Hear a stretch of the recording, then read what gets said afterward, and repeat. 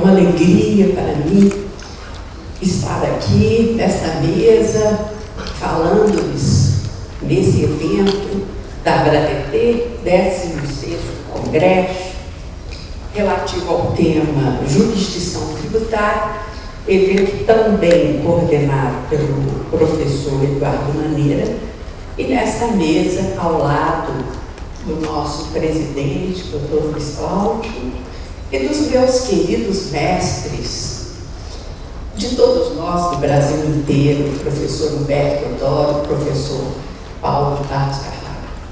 São nossos mestres, vamos dizer assim, para sempre, né? E todos os juristas, não só os da minha geração, como os senhores que aqui se encontram, lerão, né, para sempre, porque escrevem algo indelével, fundamental no direito tributário. E ver aqui com todos os senhores congressistas, amigos e conferencistas de longa data, que aqui se encontram. É uma grande alegria, portanto, estar aqui. O tema deste evento, na verdade, jurisdição tributária, vou tomar num sentido amplo, bem amplo, e centrando junto da ideia de planejamento tributário por meio da confiança, mas não por meio da confiança como um direito subjetivo, fundamental do contribuinte, nas situações subjetivas, mas dentro de marcos mais amplos, com que o tema é tratado por alguns juristas contemporâneos. A ideia de planejamento, todos nós sabemos, ou de planos para atuar, é uma ideia inerente ao homem, ao indivíduo, né? À liberdade humana, à própria ideia de direito, como norma do dever ser. Né? Há quantos anos se diz, e Freud já o repetiu várias vezes, que a diferença entre o homem e as abelhas ou as formigas radicava exatamente nisso, que elas agiam instintivamente, não poderiam deixar de fazer o que fazem, e nós, seres humanos, geralmente pensamos, planejamos antes e depois atuamos. E que o direito, classicamente, foi visto dessa forma como norma do dever ser. Né? Como norma do dever ser é outra forma de dizer norma de planejar como as coisas devem ser. Ou seja, a própria ideia do direito supõe regras que disciplinam como deve ser a estrutura do poder, a distribuição do poder, a competência, o Estado, a organização do Estado, a jurisdição. Quem tem jurisdição? Quem pode dizer o direito, quer nas situações de conflito, quer como normas abstratas e gerais postas antes para conduzir a ação humana. Enfim, que espaço de liberdade será deixado nesse plano a cada ator do sistema jurídico, o agente oficial, o agente do poder, o agente político, e ao próprio cidadão, que também é um ator, né, que programa, cria seus planos e os põe em execução.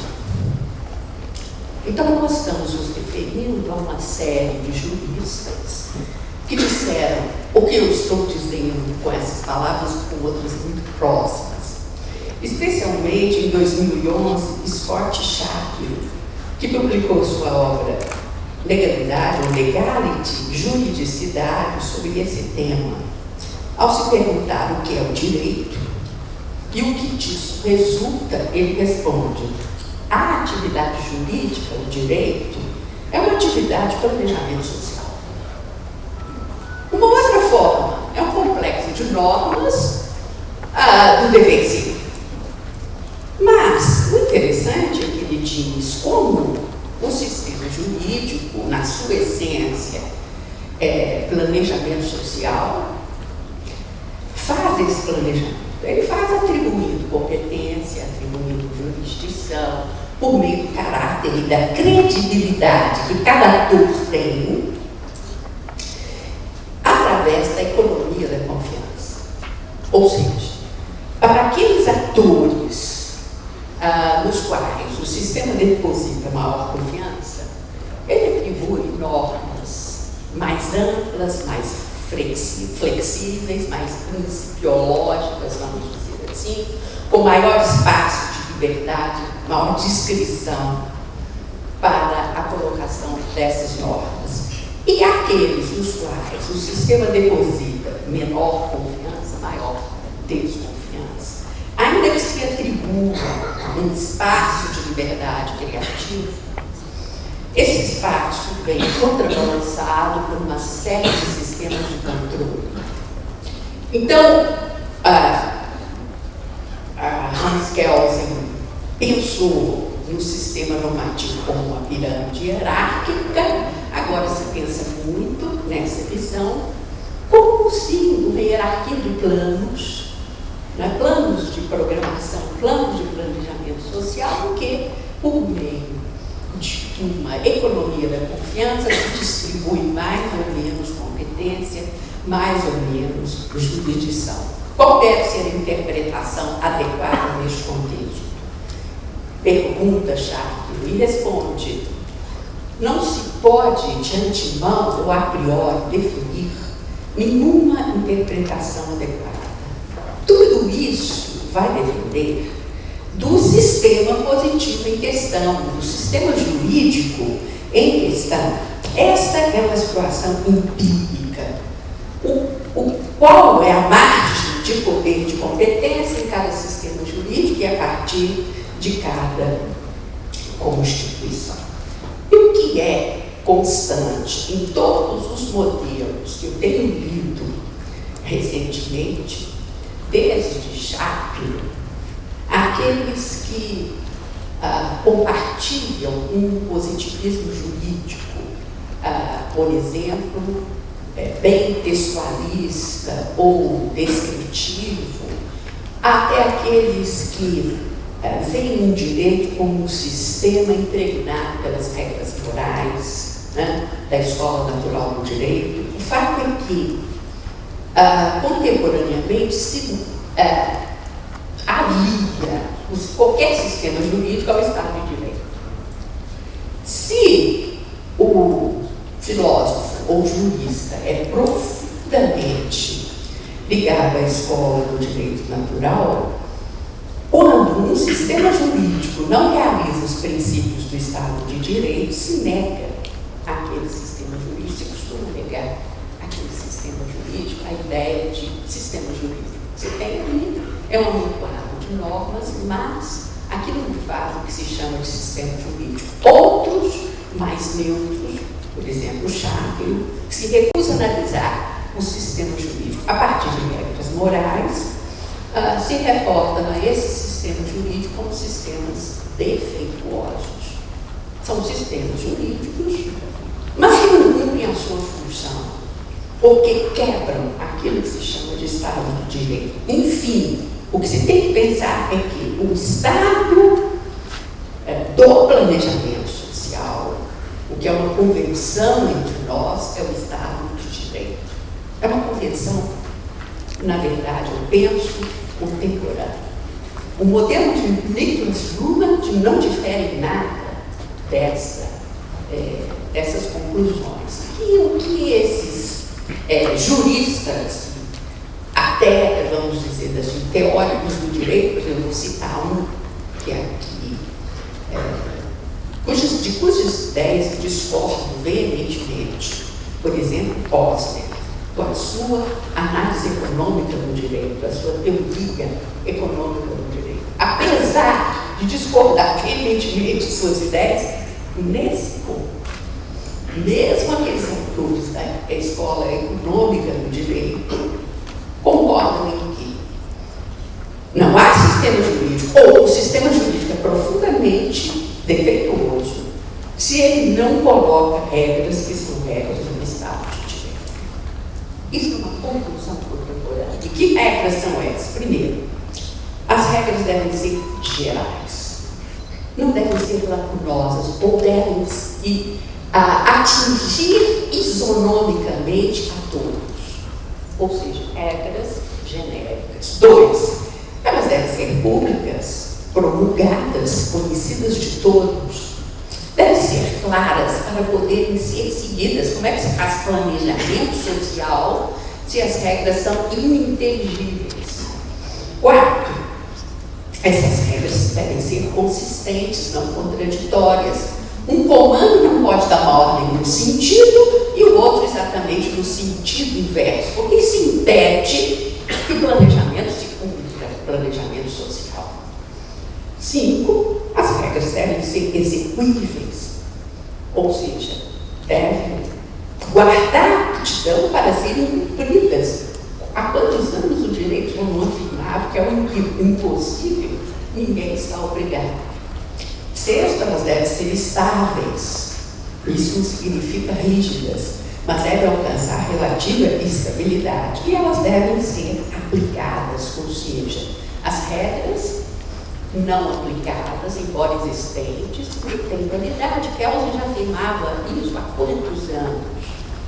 Até a análise econômica do direito concordam que esse é um pressuposto fundamental. E mais, é o que isso tem relação direta com o tema que nós estamos abordando, as regras jurídicas, as normas são sempre prospectivas, regulam as ações humanas para o futuro, não podem ser retroativas. Um Estado de Direito não admite e nem trabalha com retroatividade. Isso é tão óbvio, tão pressuposto em todos os sistemas filosóficos e jurídicos da atualidade. O princípio da retroatividade não precisa estar inserido em nenhuma carta constitucional. Em algumas não está realmente, né? É algo inerente ao Estado de Direito, que é o Estado do planejamento e do dever ser. Há mais de 20 anos, eu sempre que escrevi e atualizei as obras de Aleomar Baleiro, eu nunca me referi ao princípio da retroatividade das leis. Há ali um segundo capítulo intitulado O Princípio da Retroatividade do Direito. Por quê? Porque sempre entendi, desde aquela época, que a retroatividade não obriga apenas o legislador. Da mesma forma, o ato administrativo não pode ser retroativo. E nem o ato judicial, as decisões judiciais não podem retroagir. Por isso, a irretroatividade é do direito e não apenas das decisões ou não apenas das leis. Quando eu disse isso há 20 anos atrás, eu falei tão sozinha, ou seja, aqueles que me ouviam achavam que ela estava uma professora delirante. Agora, de uns 5 anos para cá, isso não se tornou mais delirante, isso se tornou a discussão do momento. De modo que se eu tivesse alguma influência acadêmica real, eu mandaria erradicar de todos os manuais de direito constitucional e de direito civil e tributário o princípio da irretroatividade das leis para substituí-lo pelo princípio da irretroatividade do direito. E é sobre isso que fala a filosofia contemporânea. Os senhores vão perguntar, mas como eu não posso falar apenas isso? Se a Constituição se refere expressamente ao princípio da retroatividade das leis. Lógico. A Constituição fala o óbvio, o princípio da retroatividade das leis. Por quê? Porque é claro que se o ato administrativo não pode atuar. Nós não temos regulamento autônomo, ele é sempre secundário à lei. E a lei não pode retroagir, é óbvio que o ato administrativo não pode retroagir. Se o ato judicial, se a decisão judicial tem que ser fundada na lei, e a lei não retroage, é óbvio que a decisão judicial não pode retroagir. De modo que, se o princípio da retroatividade das leis não precisa nem constar da Constituição, o princípio da retroatividade do direito é lógica, é dedução lógica do princípio da retroatividade das leis.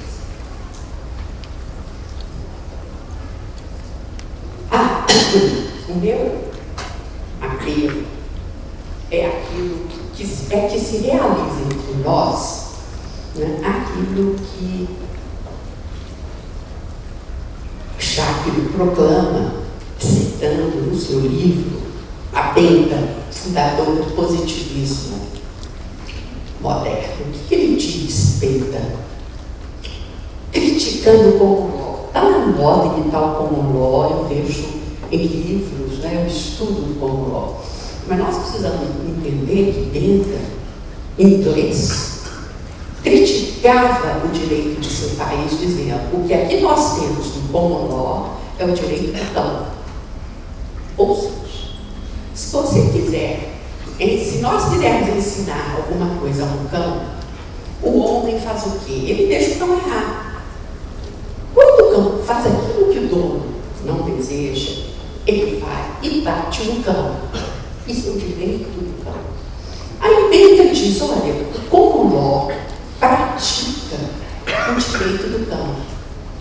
O que ele faz não é proclamar antes os preceitos relativos àquilo que é proibido fazer para o homem, mas o juiz faz o direito para nós no momento em que se espera o momento que o homem erra.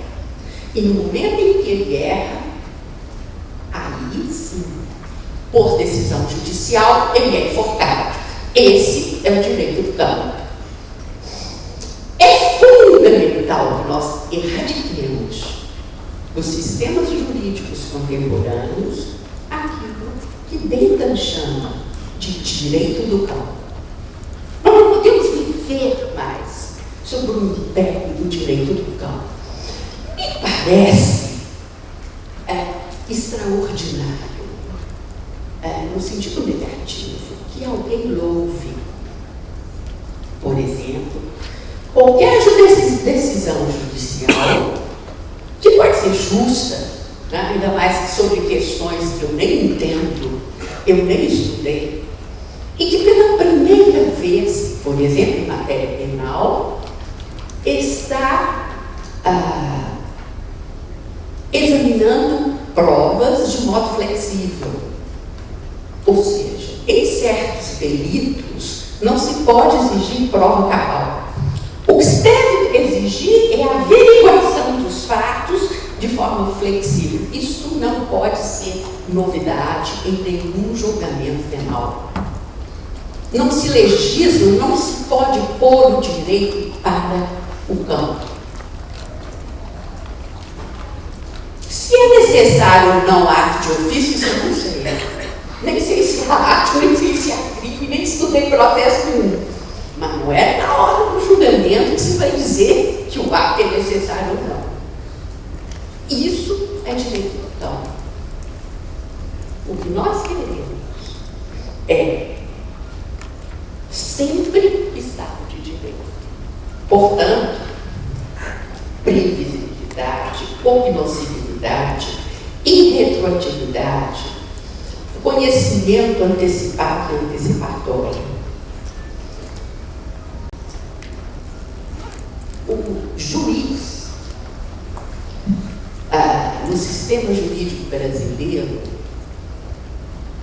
tem jurisdição em algumas áreas jurídicas para completar o direito. Ou seja, o sistema jurídico confia no juiz, dentro de certas áreas do direito civil, as áreas chamadas móveis.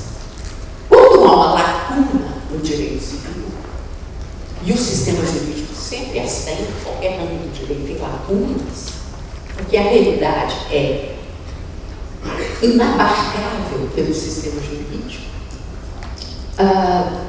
O sistema prevê o completamento da norma civil pela utilização, por exemplo, da cláusula geral da boa-fé. Então, na área dos contratos, o juiz recebe jurisdição dentro do nosso sistema jurídico para completar o direito. Mas dentro do próprio direito privado existem áreas em que, embora possa se apresentar uma lacuna, o juiz já perde essa jurisdição. Existem partes fixas dentro do direito privado. A parte relativa aos direitos reais. Essa parte, por razões de segurança, ela não é completada, ela não pode ser livremente criada pelo juiz em caso de lacuna. Também o direito das sucessões é muito mais rígido. E o direito tributário e o direito penal. Claro, o direito penal e o direito tributário, em face da complexidade do mundo, tem lacunas. Essas lacunas, no entanto, não são completadas. Os juízes não receberam atribuição no sistema do jogo e da economia da confiança para completar o direito tributário, muito menos o Poder Executivo.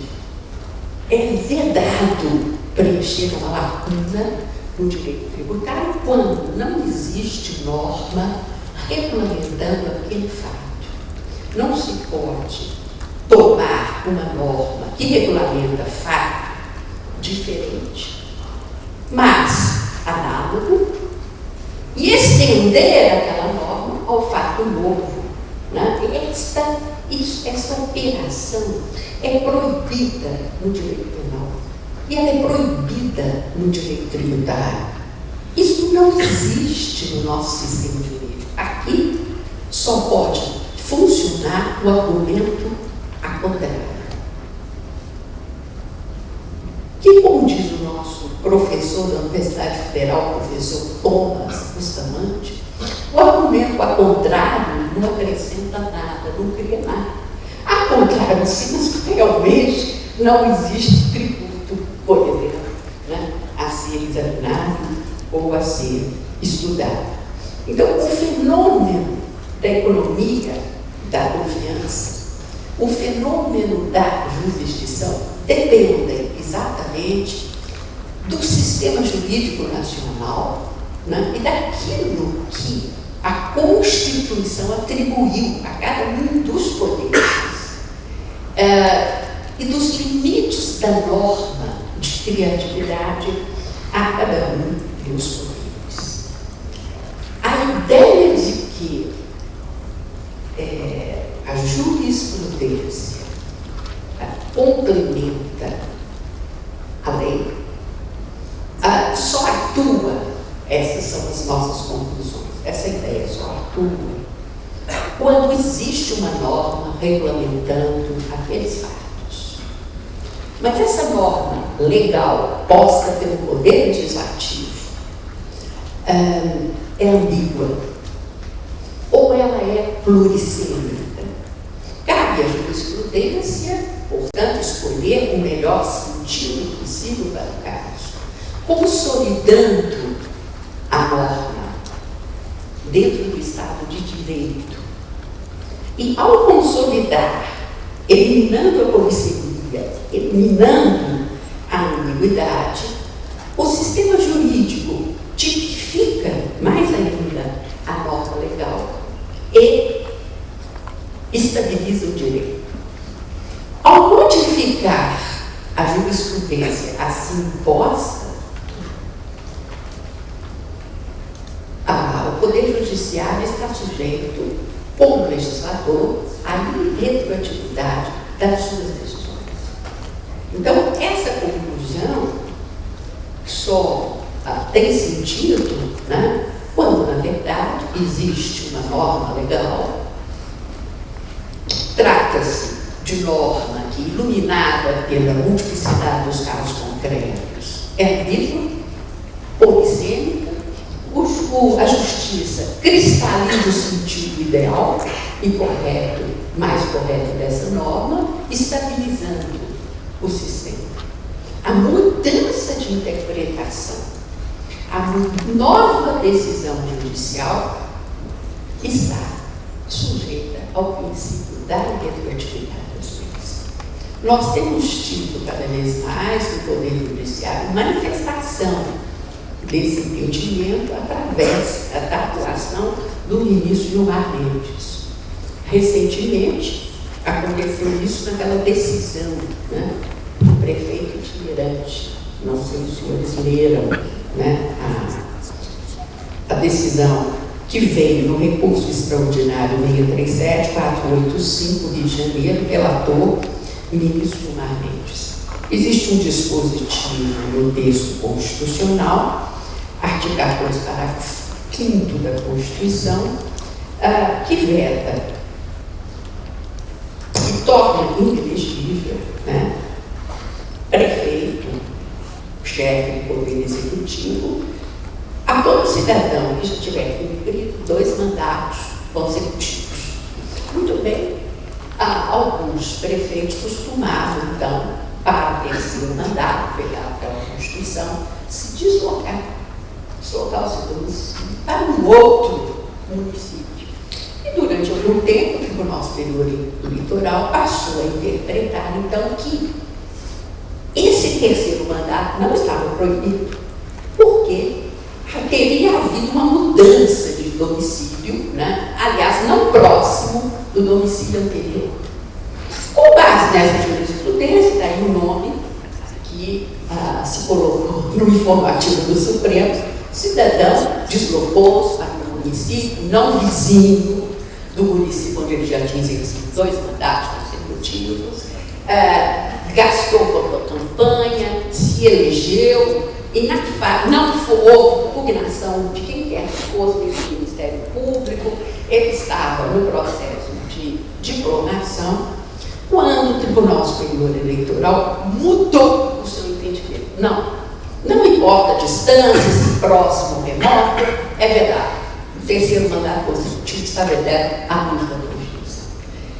Esse cidadão recorreu, então, ao Supremo Tribunal Federal. E o Supremo Tribunal Federal, nessas circunstâncias, com voto de Gilmar, modulou a decisão no impedimento, invocando a irretroatividade da decisão, e que, na verdade, aquela decisão do Tribunal Superior Eleitoral fixava a inteligência do dispositivo constitucional para a frente, não para aquele prefeito. Tá? Então, estabelecendo que não se aplicariam essas decisões imediatamente ao caso concreto e somente teriam eficácia sobre outras situações em pleito eleitoral posterior. O que está faltando?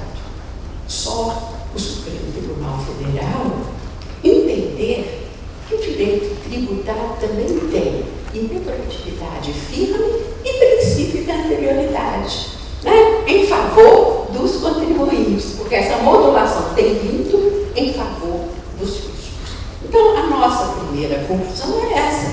Os juízes têm jurisdição para completar o sentido da norma, no sentido de na acepção de elucidar, espancando a polissemia e a ambiguidade, jamais suprir lacunas. Existe na Constituição aquilo que se chama de inação jurisprudencial, jurisdição proibida a ser exercida pelo Poder Judiciário ou Executivo em relação às lacunas do sistema tributário. Então, aí, sim, qual é o ator do sistema? O ator do sistema é o contribuinte, que tem um direito fundamental, né, de livremente planejar a sua vida econômica. Essas são as conclusões que eu gostaria